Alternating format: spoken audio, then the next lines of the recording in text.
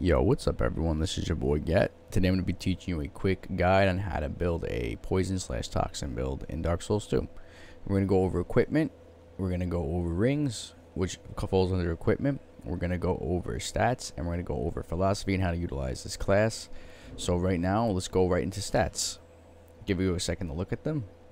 Got 46 in vigor, 46 in endurance, even build there. 18 in vitality, so I can wear some decent medium armor. 14 attunements critical.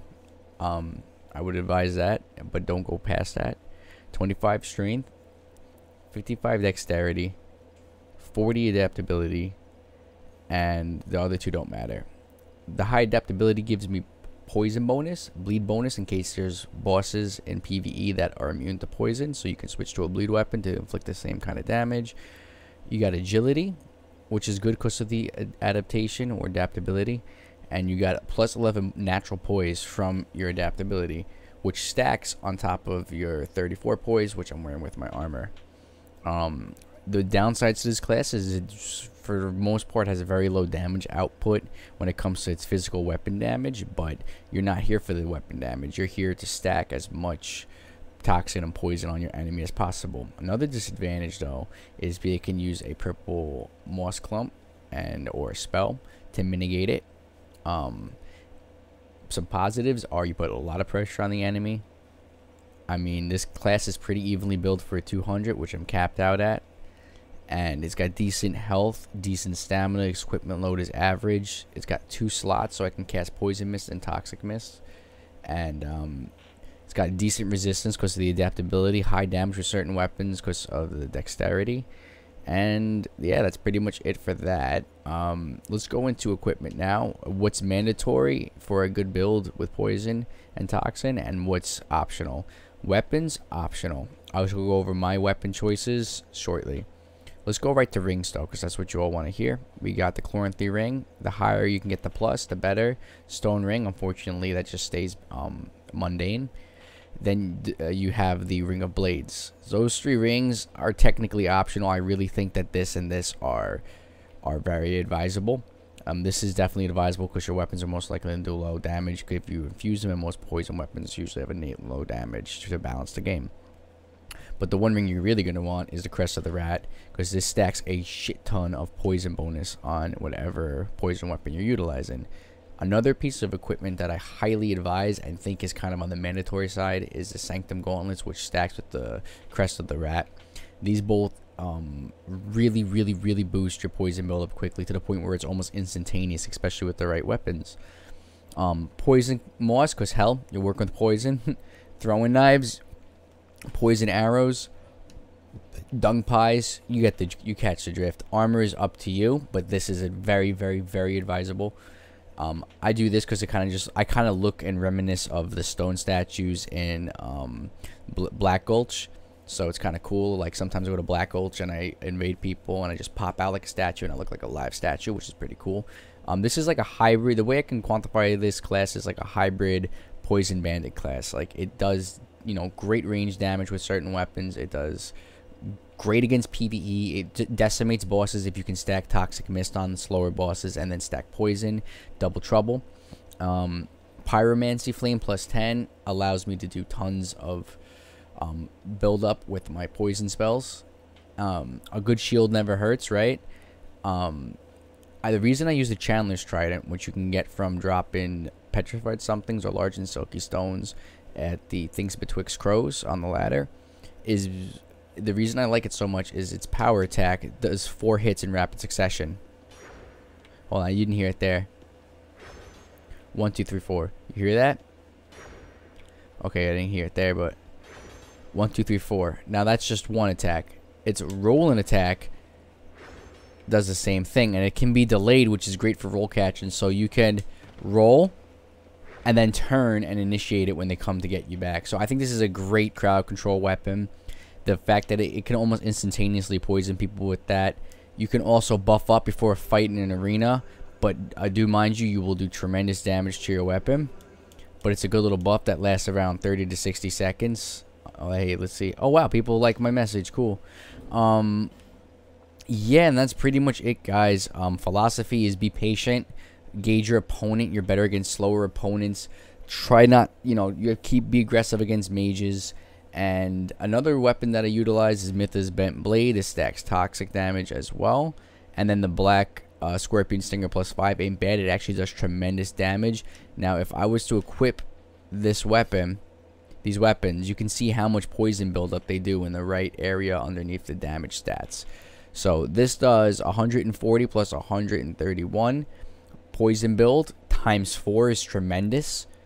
This does 100 plus 179 poison build, which is tremendous for such a fast weapon. This one does, holy hell, 264 and 143.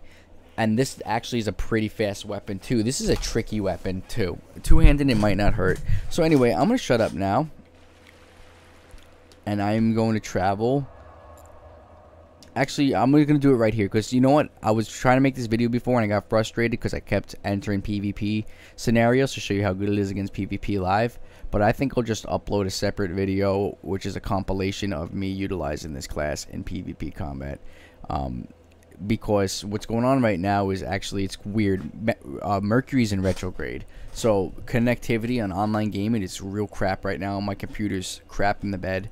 And my phone's acting weird. So I'm just going to do it against these large targets. It's +3 bonfire static this area. So let's see how quickly I can stack poison damage. One hit, already poisoned. And this is why this is so good for PvP. I mean, I'm sorry, PvE. Because you can just do that and then walk around, stay behind your shield. You're wasting no Estus Flask before the boss battle. See how much innate damage we can do. Hell, if you're a smoker and you want to smoke a little bit of the Mary Jane, you can just, you know, let nature. So that did 1,300 damage. So now let's see Toxic Mist now, how much damage it does. Well, first of all, let me kill this guy.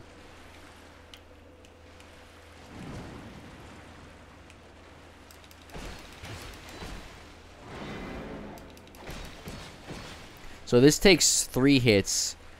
This takes, it seems like the rule of thumb, because I'm pretty much maxed out all poison stack up, is 3 to 4 hits depending on their resistance, and then if they have a high resistance, 5 to 6 hits. So let's try to stack Toxic Mist on this guy and see how much toxic damage does to an opponent and how quickly we can proxy it. Alright, so he's toxic. So we said 1,310 damage for poison. Toxic works much quicker. Okay, I guarantee you the Mastodon has more health. So actually, let me initialize that and let's see what Toxic Mist does.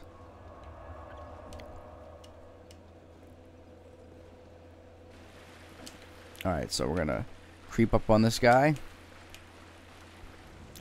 Try to see what pure Toxic Mist does. After 2 casts, looks like it does it. Alright, so let's see how much damage we're going to be doing to this guy right there. Already you can see it does a lot damage a lot quicker than poison.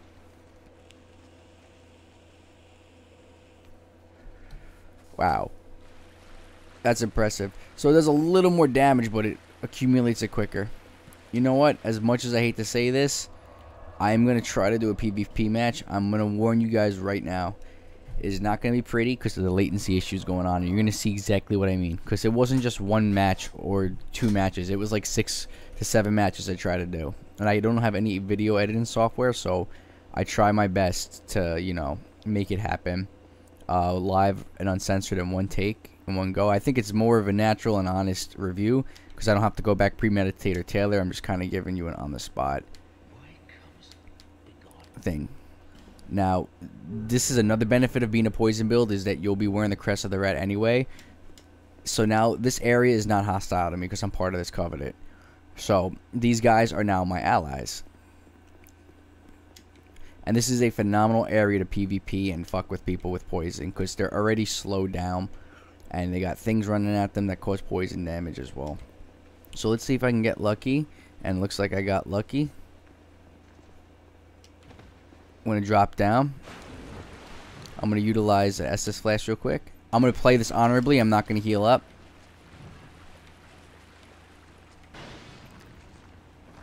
Let's hope the latency is not too bad.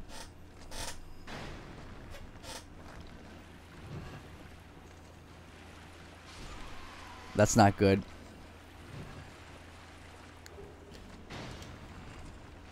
See, this is what I'm talking about. It says the dude's invading, but it's going to say fail to invade. Because something's going on.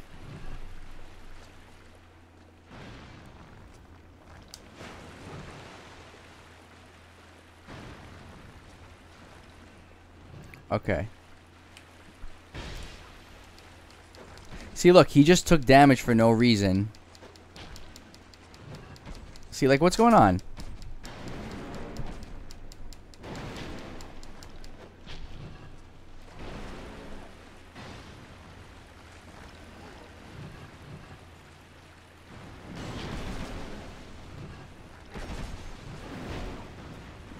He's already poisoned.